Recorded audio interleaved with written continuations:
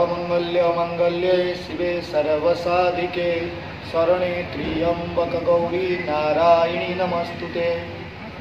मो ना हेमंत कुमार नंदा फर्टिलाइजर सारनगर हुए महातारिणी मंदिर पूजक। मो मांकर प्रत्येक वर्ष भली ए वर्ष महायज्ञ महासमारोह पालन करा जायछि। 20तम वार्षिक उत्सव महायज्ञ सारनगर स्थित बसस्थान ठारे अनुष्ठित होइछि एवं एई यज्ञ रे श्री पंचमी रे 108 कलश शोभायात्रा। एई कलश शोभायात्रा रे बहुत संख्यार भक्त माने जोग देइथिले एवं सूर्य पूजा गो पूजा एवं यज्ञ आरंभ एवं आमे निमंत्रण करिथिलु केन्द्रापड़ा तुलसी क्षेत्र पंडित माने आसिछन्ति 4 जन पंडित एवं पूर्णाहुति दिवस रे हमर केन्दुझर आसिथिले कीर्तन मंडली द्वारा पूर्णाहुति शेष करागला। पूर्ण आरती एवं समस्त भक्त मानक पाई प्रसाद सेवन एवं मांकर सुनावेशर आयोजन करा जायतिला एवं समस्त भक्त माने एवं मार्केट कमिटी एवं सारनगरी समस्त भक्त मानकर सहयोग एवं साहाय्य रे एही महायज्ञ दीर्घ 20 वर्ष है चली। पूर्ण आहुति रे ए अंचल बहु संख्यार जोगदे मांकर प्रसाद सेवन कार्यक्रम रखा। जय मातारिणी जय जगन्नाथ। या देवी धर्कर्ता सकल जनपदं व्यापिनी विश्वदुर्गा श्यामांगी शुक्लभाषा द्विजगणगणिता ब्रह्मोदया देवासा ज्ञानेनां साधयति यतिगिरिगमनो ज्ञानदिव्यो प्रबोधा सा देवी दिव्यमूर्ति प्रभोतु दुर्गौ चण्डमुण्डो प्रचण्डा। स्वतंत्र ओडिशार समस्त दर्शक बंधु को अभिनंदन जनाती और माँ तारिणी पाखे प्रार्थना करती से मंगल दान करूँ।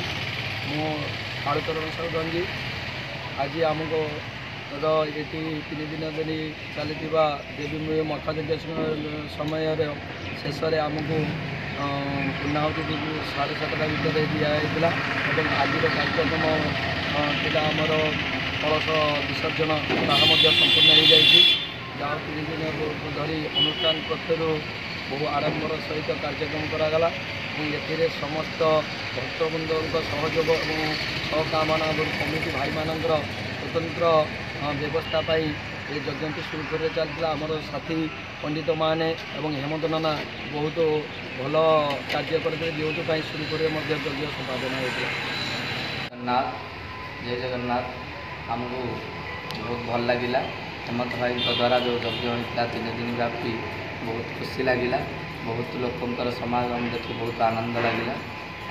आमर जे मुख्य आचार्य पंडित कालुचरण षडंगी से आमको कहते आम आसलु 4 जन केन्द्रापड़ा आसलु बलदेव मंदिर जहाँ भल लगिला। जय जगन्नाथ जय जगन्नाथ जय मातारिणी जय मातारिणी जय मातारिणी।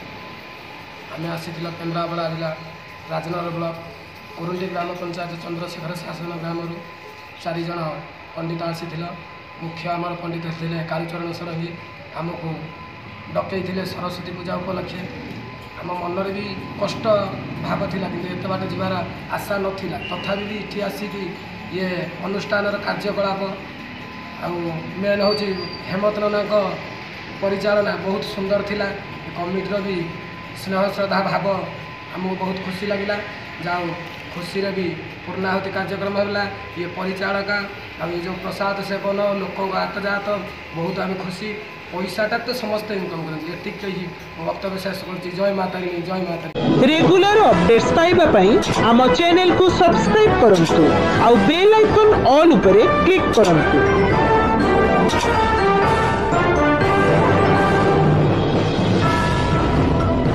स्वतंत्र ओडिशा न्यूज।